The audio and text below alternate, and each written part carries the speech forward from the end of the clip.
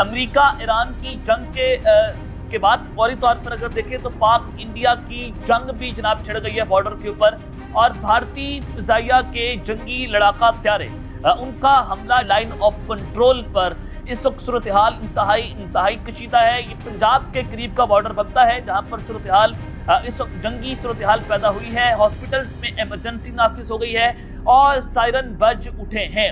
तो ये जोक की बात नहीं हो रही, वो कह रहे हैं जनाब ये मजाक नहीं है जो हम कह रहे हैं, ठीक है ना जी।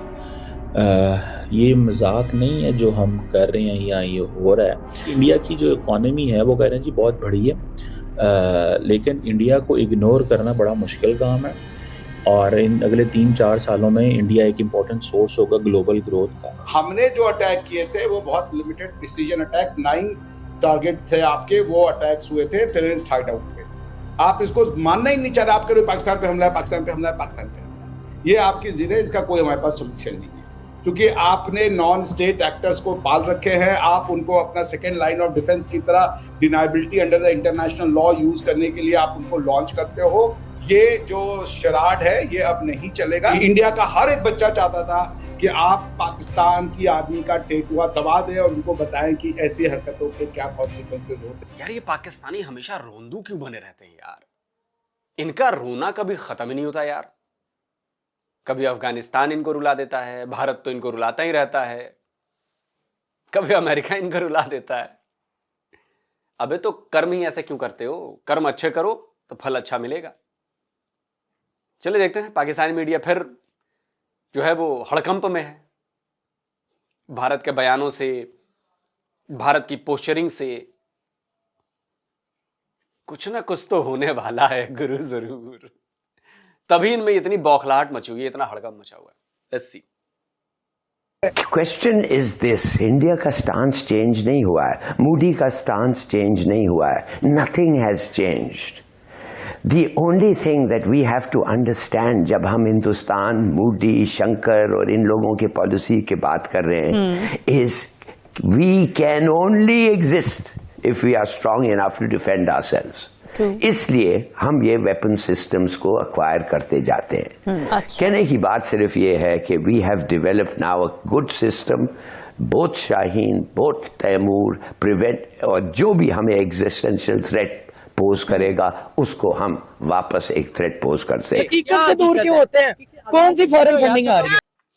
अच्छा, अगर कोई भी पाकिस्तानी मेरा ये वीडियो देख रहा है, उस पाकिस्तानी से बस मैं एक सवाल पूछना चाहता हूं। ये जो जफर हिलाली कह रहा है कि हम एग्जिस्ट इसलिए कर पाते हैं क्योंकि हम अपने आप को हमने मजबूत बनाया हमारे वेपन सिस्टम में, मुझे एक कोई पाकिस्तानी इस बात का सबूत दे दे कि भारत ने कभी आप पर आगे बढ़कर हमला किया। एक पाकिस्तानी ये सबूत दे दे। और मैं आपको हमेशा ये सबूत देता हूं कि हमेशा पहल पाकिस्तान की तरफ से हुई है। लड़ाई की शुरुआत पाकिस्तान ने की है, झगड़े की शुरुआत पाकिस्तान ने की है, हमारे खिलाफ प्रॉक्सी वॉर पाकिस्तान ने छेड़ी है। हम तो सिर्फ डिफेंड कर रहे हैं अपने आप को। मैं पूरे 25 करोड़ पाकिस्तानियों को चैलेंज देता हूं कि मुझे एक बार बता दो जब भारत ने आगे बढ़कर आप पर हमला किया। अब ये मत कहना कि सर्जिकल स्ट्राइक की ये किया, वो सब इसलिए किया क्योंकि आपके आतंकवादी हमें परेशान कर रहे हैं, आपके आतंकवादी हमें मतलब वो दर्द दे रहे हैं जो दर्द हमें नहीं मिलना चाहिए। हमें पाकिस्तान से कोई मतलब नहीं। मैं बस चाहता हूं कि एक पाकिस्तानी ये मुझे सबूत दे दे कि भारत ने कभी आप पर हमला किया। और मैं सबूत के तौर पर मैं फिर से वो असगर खान, आपके फॉर्मर एयरफोर्स चीफ, उनकी मैं वो स्टेटमेंट लगा देता हूं जो ऑन रिकॉर्ड मौजूद है कि कभी भारत ने पहल नहीं की लड़ाई की। लगाइए भाई। तो जंग हमने शुरू की थी 65। आपसे ये बातें क्यों मतलब छुपाई रखी गई, या क्यों आपको इसमें शामिल मैंने किया? आप तो बहुत बड़े 5-6 दफा बोला हूं, हमने हर जंग हमने शुरू की। 71 की वो क्या, उसकी क्या अवामिल थे वो भी जरा बता दें। हमने पहल की, मारना शुरू किया उनको, उनने पाकिस्तान को तोड़ा जी। तो आया बाद में जब बंगाली ने उन्हें बुलाया कि हमें बचाओ, मार रहे थे उनको, और वो आए तो वो हमने शुरू की जी। इंडिया ने पहल नहीं की। और करगिल में हमने शुरू की। कारगिल में भी हम जिम्मेदार थे। हाँ बिल्कुल, ये मुशर्रफ साहब ने। क्यों ऐसा हम क्यों करते हैं? ऐसा करके हमें क्या मिलता है? बाद में तो हम परेशान होते हैं, बाद में निजामत हमें ही होती है। लोग रिएक्ट नहीं करते, लोग सुनना नहीं पसंद करते। जो अखबार लिखेगा ये, क्योंकि मुझे तो वैसे भी गालियाँ देंगे, अखबार को भी कहेंगे ये देखो जी हिंदुस्तान की कर रहा है। मैं हिंदुस्तान की हिमायत नहीं कर रहा, हकीकत बयान कर रहा हूँ। ये जो कहा जाता है कि हम एटम बम धमाका ना करते तो इंडिया जो है वो जाहिरियत करता और इंडिया आ जाता। मैंने अर्ज किया ना, ये बिल्कुल गलत है।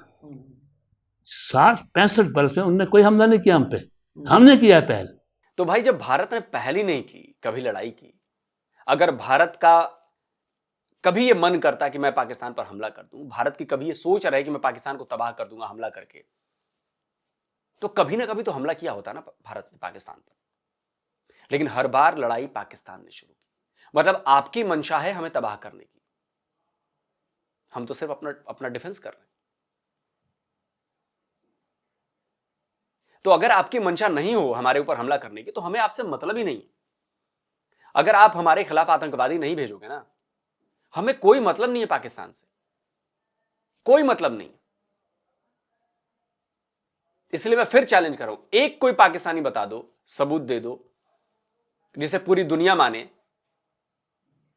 कि भारत ने कभी हमला किया हो पाकिस्तान पर।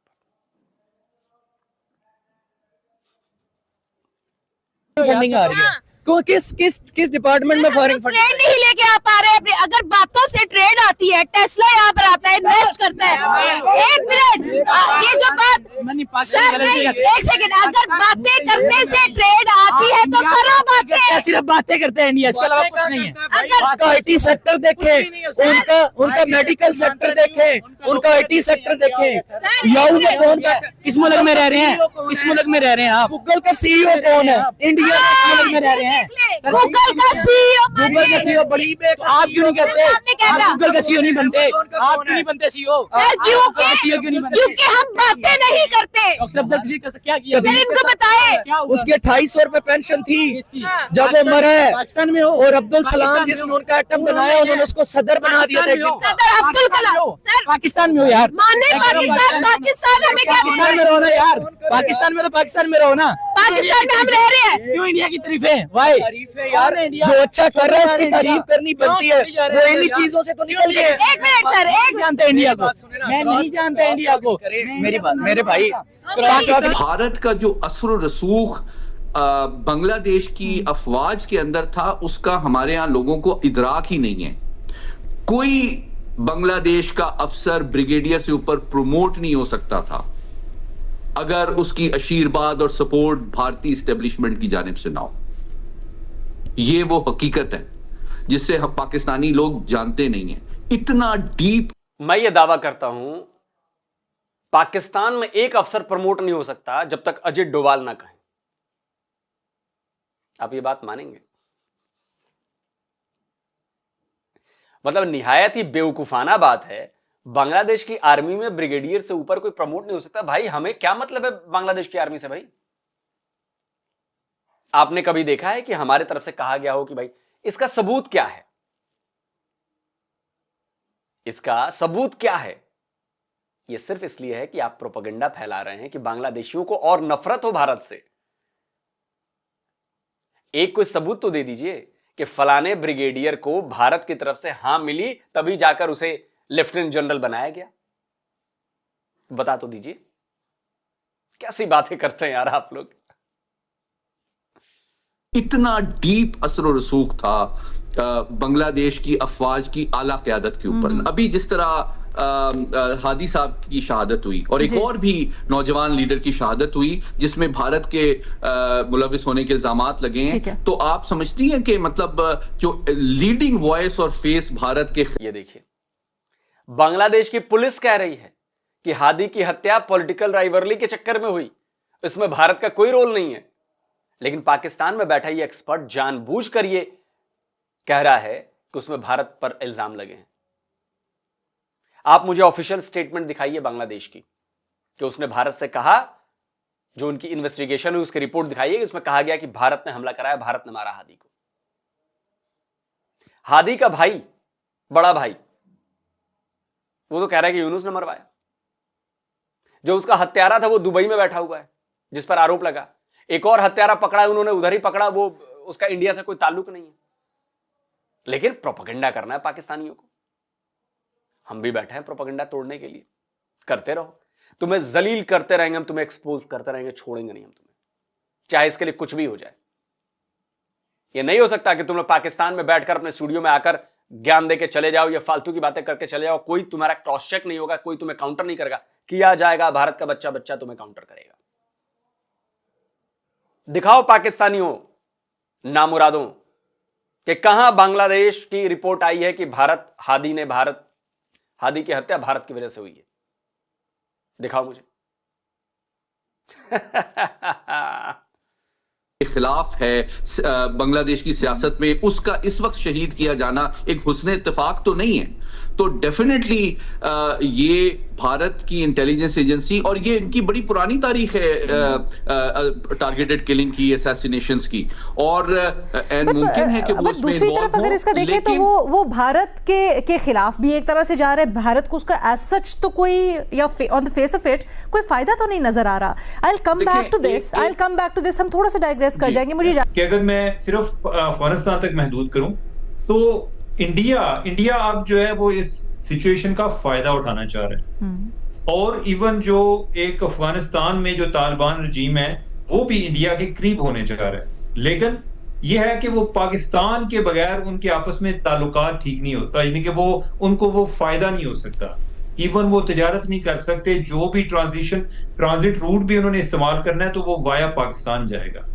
अगर हम इसी चीज को उधर ले जाएं तो हम बांग्लादेश के जितने भी करीब हो जाएं तो जो उनका लैंड बॉर्डर लगता है ना वो इंडिया के साथ लगता है। जो बांग्लादेश में बिजली आती है या काफी जो बिजली है वो, अब इस घोंचू को, चोमू को ये बात समझ में नहीं आती कि जब तुम लोगों ने सब कुछ बंद कर रखा है तो क्या हमारा अफगानिस्तान के साथ ट्रेड नहीं हो रहा? वो कहां से ट्रेड हो रहा है भाई? हमारे लिए इजी है, ईरान के रास्ते ट्रेड होती है, अफगानिस्तान से ट्रेड ईरान के रास्ते होती है। लेकिन तुम्हारे लिए बांग्लादेश के साथ ट्रेड करना बहुत भारी है, क्योंकि तुम वहां से चलाओगे तो श्रीलंका होते हुए फिर जाके तुम्हें बांग्लादेश पहुंचना पड़ेगा। हमारे लिए इतना लंबा रूट नहीं है कि हम यहां से गुजरात से निकलें और ईरान पहुंच गए और ईरान से फिर अफगानिस्तान पहुंच गए, कोई बड़ी बात नहीं। लेकिन तुम्हारे लिए बहुत बड़ी बात है। कभी जियोग्राफिया जाके चेक करना, जियोग्राफी पढ़ो कभी बेटा, मैप देखो, तब तुम्हें समझ में आएगा कि मैं क्या बात कर रहा हूं। बिजली है वो इंडिया से आ रही है, इसके अलावा जो बांग्लादेश की लेबर है वो इंडिया में जा रही होती है। अब इस सारे तनाजुर में मैं नहीं समझता कि वो इंडिया के साथ उनके काफी प्रॉब्लम हैं, लेकिन एक टोटल डिस्कनेक्ट वो नहीं कर सकते। हम चाहे भी, बांग्लादेश चाहे भी तो इंडिया दरमियान में ट्रबल क्रिएट करेगा। ठीक है, अभी जिस तरह एजाज बात कर रहे थे कि हम चाह रहे हैं कि उनके साथ हमारी परवाजें शुरू हो जाएं, लेकिन जब वो जो इंडियन स्पेस इस्तेमाल करेंगे तो इंडिया उधर दरमियान में रुकावट खड़ी कर सकता है या करता है। अब इस सारे तनाजुर में क्या करना चाहिए? क्या हमें बहुत ज्यादा खुश रहना चाहिए? हमारी खुशी जो है बड़ी नेचुरल है, क्योंकि हम जो है उनको, अच्छा, मतलब आपने अफगानिस्तान के साथ ट्रेड करने से अपना रूट बंद कर रखा है तो हम कुछ ना करें। आपने हमारे लिए एयर स्पेस अपना बंद कर रखा है तो हम कुछ ना करें। लेकिन आप जब बांग्लादेश के लिए डायरेक्ट फ्लाइट शुरू करें तो हम आपको अपना एयर स्पेस दे दें। वाह जी, गू आप खाते होगे, हम नहीं खाते। समझे? पहले आपको छोड़ना पड़ेगा ना, तभी इधर एक्सेस मिलेगी। उनको समझते हैं कि जैसे हमसे जुदा या दो भाई हैं इनके जो आपस में जुदा हो गए थे, तो हमें उस लिहाज से एक एक्साइटमेंट भी होती है जी, बांग्लादेश के साथ मामला दोबारा से ठीक हो रहे हैं और इंडिया के मुकाबले में हम इकट्ठे हो जाएंगे। आई डोंट नो कि ये किधर तक जाएंगे। हमें जरा एक एहतियात के साथ चलना चाहिए। हमें इस अपॉर्चुनिटी को भरपूर तरीके से इस्तेमाल करना चाहिए, लेकिन एट द सेम टाइम हमारी अप्रोच एक हकीकत पसंदाना रहनी चाहिए। ये मुमकिन नहीं है कि वो इंडिया के साथ टोटल एक उनका डिस्कनेक्ट नहीं क्रिएट हो सकता। जंग तो ये है कि अमेरिका और ईरान एक दूसरे के आमने सामने, तो अमेरिका ने इस पूरी दुनिया के अंदर जंगें छेड़ दी हैं। अगर आप ये कहते हैं कि अमेरिका पाकिस्तान के बड़ा करीब है, वो पाकिस्तान के हक में बयान दे रहा है, तो डोनाल्ड ट्रंप के ऊपर आप कैसा जो है उसके ऊपर ट्रस्ट कर सकते हैं? ये वही डोनाल्ड ट्रंप है जो कल जो है मासी के अंदर इंडिया के साथ बड़ा करीबी था, वो हाथ से हाथ जोड़कर नरेंद्र मोदी के हाथ पकड़ता था, उसको हवा के अंदर लहराता था। आज उसी नरेंद्र मोदी के खिलाफ बोल रहा है, कल को यही डोनाल्ड ट्रंप नरेंद्र मोदी की गोद में जाकर बैठ जाएगा। आप इसको जानते हैं डोनाल्ड ट्रंप को कि किस तरह का आदमी है। तो ये चाहता है कि जंगे छिड़े, ये चाहता है कि पाकिस्तान को भी हम दबाव के अंदर लाएं और फिर जो मामला हम इनसे करवाना चाहें हम अपनी मर्जी से करवाएं। तो अब ये पाकिस्तान और इंडिया के बॉर्डर पर भी जनाब जंग छिड़ गई है और भारतीय जंगी हथियारों का हमला हुआ है। पाक फजाइया इस वक्त मुकम्मल तौर पर हाई अलर्ट के ऊपर जा चुकी है। पहले 2 दिन पहले खबर मैंने आपको दी थी कि इंडियन मीडिया ने और इंडियन आर्मी ने कहा है कि जो कश्मीर का इलाका है वहां पर हमने पाकिस्तानी ड्रोन घुसे हैं और पाकिस्तानी ड्रोन को हमने शूट डाउन किया है, हमारी फौज ने उनको टारगेट किया, उनको गिरा दिया। ये इंडिया की फौज की जानिब से 2 दिन पहले दावा किया गया कश्मीर के ऊपर, जब मैंने आपको बताया कि इंडिया एक बड़ा मिस एडवेंचर की तैयारियां कर रहा है और वो लगे हाथ पाकिस्तान पर हमला करना चाहता है। अब ये खबर आ रही है कि इंडियन अच्छा, मजे की बात है कि इन भाई साहब को पूरा ज्ञान है कि भारत एक मिस एडवेंचर करने जा रहा है। भाई एडवेंचर हमें करना है तो ये मिस होगा चाहे एडवेंचर होगा ये तो हम तय करेंगे ना। तुम कौन होते हो कहने वाले कि मिस एडवेंचर करने जा रहा है? कहां से तुम्हें खबर मिल गई कि हम मिस एडवेंचर करने जा रहे हैं? अगर तुम्हें लगता है कि जो वो तुम्हारे 11 एयर बेसेस उड़ाए हमने वो मिस एडवेंचर है तो भाई हम तो करेंगे फिर तो हम ऐसे बार बार मिस एडवेंचर करेंगे। तुम्हें लगता है कि जैसे लाहौर के तुम्हारा एयर डिफेंस सिस्टम हमने उड़ाया ड्रोन से वो मिस एडवेंचर है तो तैयार रहो, बहुत बड़े बड़े मिस एडवेंचर होने वाले हैं गुरु, जिसमें तुम्हारी लगने वाली है। Indian air force heavy aircraft circling near Punjab border at night. Punjab के बॉर्डर के करीब रात को इस वक्त जो है इंडिया की फजाइया के जो हैवी एयरक्राफ्ट लड़ाका जंगी हथियार हैं वो वहां पर घूम रहे हैं, वो प्रवासें कर रहे हैं। और ये नाइट फ्लाइट का मतलब होता है हायर अलर्ट। ये कोई जीपीएस स्पूफिंग नहीं हुई बल्कि ये नजर आ रहा है कि इंडियन फजाइया जो है वो अपनी खतरनाक हद तक मूवमेंट्स को बढ़ा रही है और वो पाकिस्तान की बॉर्डर के करीब आ रहे हैं, लाइन ऑफ कंट्रोल के करीब आ रहे हैं। और उधर से 19 और 20 को इनकी फजाइया ने पाकिस्तान के बॉर्डर के करीब सरक्रीक से लेकर सियालकोट के बॉर्डर तक अपनी जंगी मशकें भी। चलिए दोस्तों, वीडियो खत्म हो गया। तो देखिए डर का माहौल पाकिस्तान में बना हुआ है और दोस्तों डर का यह माहौल बना रहना चाहिए पाकिस्तान में। पाकिस्तानियों की नींदें उड़ी हुई हैं, पाकिस्तानियों को इंडियन एयरफोर्स के सपने आ रहे हैं, पाकिस्तानियों को ब्रह्मोस के सपने आ रहे हैं, पाकिस्तानियों को मिसाइलों के सपने आ रहे हैं और ये चलते रहना चाहिए, ये रुकना नहीं चाहिए दोस्तों। हमारी एयरफोर्स, हमारी आर्मी लगातार ये कर रही है कि भैया चैन से सोने नहीं देंगे तुमको। बौखलाहट देख रहे हैं आप, जरा सी हलचल होती है ना बॉर्डर पे, हमारी एयरफोर्स के 4 विमान चले गए, इनकी पुकपुकी शुरू हो जाती है। अरे बाप रे बाप, हमला करने वाले हैं, अरे कुछ करने वाले हैं, अरे कुछ करने वाले हैं। ये साइकोलॉजिकल वॉरफेयर है दोस्तों। दुश्मन के खेमे में जब जब हड़कंप मचता रहेगा, दुश्मन स्थिर नहीं हो सकता, दुश्मन स्टेबल नहीं हो सकता। वो हमेशा इस डर का सताया हुआ रहेगा कि कब भारत ने हमला कर दिया, कब भारत हमला कर देगा। लेकिन इस बार जो भारत हमला करेगा ना, फिर वही होगा जो हर बार होता है। आप सोच भी नहीं सकते कि वहां से हमला करेगा। जैसे 10 मई को आपने सोचा भी नहीं था कि भारत की मिसाइलें आएंगी, हैमर गिरेगा, स्काल्प गिरेगी, ब्रह्मोस आएगी। भाई मैं तो सोच रहा था कि जब से ब्रह्मोस मिसाइल हमारी बनी है तब से हम सोच ही रहे थे कि यार काश ब्रह्मोस का इस्तेमाल होते हुए देख लें हम। काश देख तो ले कि ब्रह्मोस, हम बड़े बड़े दावे करते हैं, कई वीडियोस मैंने भी बनाए, लेकिन ब्रह्मोस जब एक्शन में होगी, ब्रह्मोस मिसाइल एक्चुअल में जब वो टारगेट को हिट कर रही होगी, एक्चुअल में जब उड़ाएगी, तो क्या समा बंधेगा। और थैंक्स टू इंडियन एयरफोर्स कि उसने मई में दिखाया कि ब्रह्मोस क्यों इतनी खतरनाक मिसाइल है, क्यों ब्रह्मोस से भी चाइना को भी खौफ है। इसीलिए not a single BrahMos intercepted by your so called high quality air defence system. और ये पाकिस्तानियों को समझ के शर्म आनी चाहिए पाकिस्तानियों को। और आपका एक ड्रोन नहीं आया हमारे इंस्टॉलेशन के पास, आपकी मिसाइल आपने मारी फत्ते, उसको भी मार के गिरा दिया हमने। आपने हमारे गोल्डन टेंपल स्वर्ण मंदिर पर निशाना बनाया, मिसाइल मारी आपने, उसको ध्वस्त करने के लिए हमने उसको भी मार कर गिरा दिया। आप सोच नहीं सकते कि हमारी चीजें कहां तक बढ़ी हुई हैं। और वो आपको तब एहसास होगा जब हमला होगा। जैसे मई में हमला हुआ तो आपको एहसास हुआ कि भारत की फायर पावर, जो मिसाइल पावर है, वो असल क्या है। और मैं आपको यकीन दिलाता हूं कि जो मिसाइल फायरिंग की पावर आपने देखी मई में, वो 0.1% भी नहीं है जो पावर हमारे पास है, जो रॉकेट फोर्स हमारे पास है, जिस तरह की टेक्नोलॉजी हमारे पास है, उसका 1% नहीं देखा आपने, 0.1% भी नहीं देखा। जरा सोचिए कि जब फुल फ्लेज वॉर होगी और जब हम फुल ताकत के साथ मिसाइलें मारेंगे आपकी तरफ, तो आपका क्या होगा।